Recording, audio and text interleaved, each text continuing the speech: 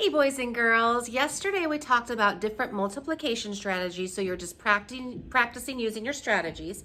And today we're going to talk about multiplying three factors using our associative property. And don't forget, our associative property means we put groups, you can group things in a different way, just like we did for addition. That's when we used our parentheses. You can do these two first or these two first. So that's what we're going to do today. In your book, page 98 to follow along.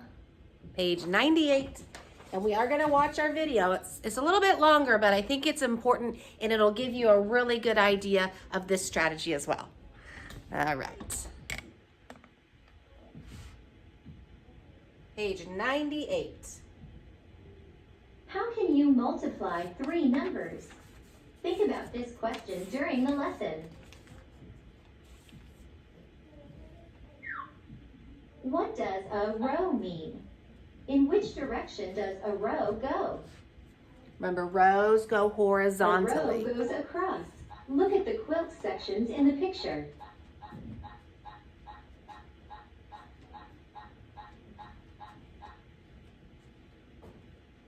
How many rows are there in each quilt section? There are 2 rows in each quilt section. One. How many factors are in this quilt example? There are 3 factors in this example. There are 3 sections, each containing 2 rows of 4 squares. Okay, that was a lot of words. There's 3 sections, 2 rows in each section, 1, 2, 1, 2, 1, 2, and then 4 columns in each section. 1, 2, 3, 4. So that's why there's 3 factors. Drew has to join 3 sections of a quilt. Each section has 2 rows with 4 squares in each row. How many squares in all are in these 3 sections? What are the 3 factors you should use? The 3 factors are 3, 2, and 4. You can multiply to find the total for an array. Hey, buddy. How do you think multiplying 3 factors will be different from multiplying 2 factors? It's not really, there's just when more. When you multiply 3 factors, you will have to multiply twice. When you multiply 2 factors, you have to multiply only once. One way to solve this is to find 3 times 2 first. By grouping 3 times 2, you get 6 rows with 4 squares in each row. What is the answer? Okay. Select your answer. So 3 times 2, 3 groups, 2 rows in each. 3 times 2, anything times 2 is a double. So 3 doubled is 6. And then 4 going down, or 4 in each, 6 times 4. So then we would have to solve 6 times 4. Okay? And I know anything times 4 is a double, because 4 is a double of 2. So double, 12, double 12 again, 24. 6 times 4 and 4 times 6 is 24. Let me say it again. Anything times 4 is a double, because 4 is a double of 2. So it's a double. So 6 doubled is 12, and double 12, so a double. 12 and 12 is 24. And you'll start remembering these tricks as we move along. There are 24 squares in the quilt. Using this first method, what did you multiply to find the total number of rows? You multiply the 2 rows in each quilt section by 3 quilt pieces.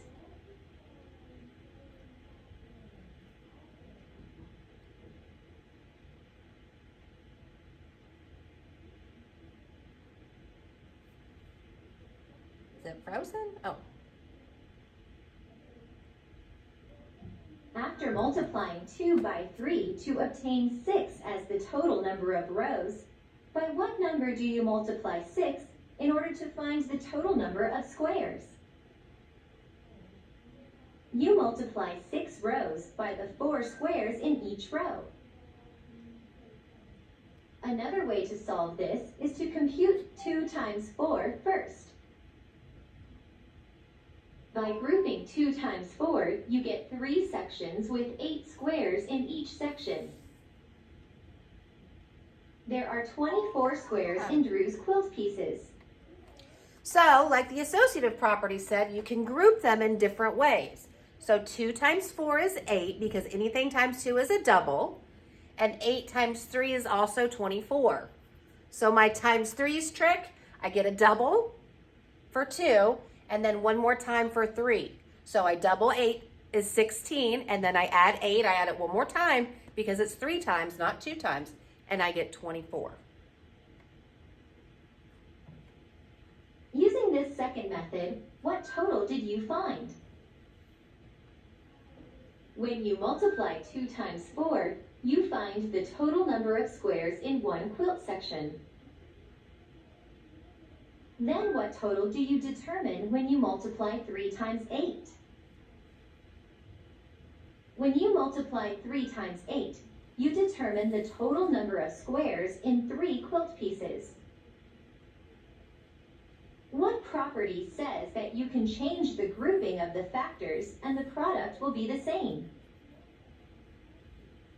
The associative grouping property of multiplication says that you can change the grouping of the factors and the product will be the same.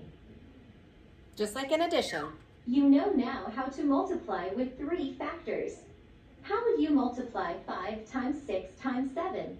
Try it yourself. Okay, we're just gonna get our book. So right now, get your book out, or it should already be out, and you can turn to page 99. It's the next page over. And we're gonna do some practicing with 3. Yes, 3 factors. Okay, so let's look at number 1 and see what we've got here. Sarah has 4 pages of stickers. So she's got 4 pages. Each page has 3 rows with 2 stickers on each row. Okay? So remember, when you see a bunch of numbers in a problem, you don't just add them together, you have to really read the problem. So we have 4 pages, and there's 3 rows, and each row has 2 stickers. So that's 4 times 3 times 2. So let's see how you want to group them. I like to start with my doubles facts, my easy ones. So I'm going to group here. 3 times 2 is 6, because anything times 2 is a doubles fact for the other factor. So 3 times 2 is 6, and then I'm left with 4 times 6. And maybe you remember from the previous lesson what 4 times 6 is, and maybe you already know. But remember, anything times 4 is a double-double, because 2 doubled to 4. So I double the other factor. Double it, 12, and double it again. 12 plus 12 is 24. Okay? So let's look at 3 through 6. In 3 through 6, use the associative property of multiplication to find the missing number. You may use objects or draw a picture to help. So again, figuring out your strategy. So let's look here. We're just finding the missing number. We're not finding the answer. We're finding the missing number. I have a 2, I have a 2. I have a 4, I have a 4. So what factor am I missing? I'm missing that one. Okay, so we're just coming up with the missing factor. And you can tell in the first problem, they grouped 4 times 2. In the second problem, they grouped the first 2 factors 2 times 4. It doesn't matter whichever way that you want to start your multiplication problem. So let's find our missing factors. I have a 3, I have a 3. There's a lot of numbers on this page. Sometimes I like to cover it up because it just gets to be too much. 3, 3, no 4, 3, 3 again. So I know that missing factor is a 4. And again, they just grouped them differently. It just depends on how you want to start your multiplication. All right, let's go down to number 5. I have a 2, I have a 2, I have a 2, I have a 2. I do not have a 3, so I know it's 3. I like to check things off to make sure I know I count it. All right, and number 6. I don't have a 3, but I do have a 2, and I do have a 4, so I know that missing factor is a 3.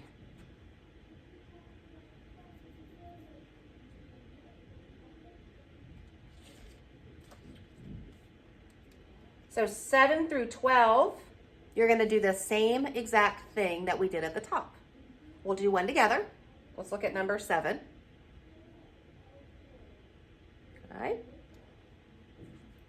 I have an 8, I have an 8, I have a 3, I have a 3, I do not have a 6, so I know that missing factor is 6. And you'll do the rest of those problems the same way. That part, you're just finding the missing factor. That's pretty easy. You don't even have to solve anything. The bottom ones, 13 through 18, are when you are going to solve. Okay? It says use the associative property of multiplication to find the product. You may use objects or draw a picture to help, or you can use your strategies page. So let's do one together so you know what to do. We'll do 2 together. All right, so I'm going to put my parentheses at the first 2 factors. Why? Just because that's what I chose. And then 2 times 3, well, I know anything times 2 is double the other factor, so that would be 6. And I'm left with my 2. And like we just said, anything times 2 is a double. So 6 doubled is 12.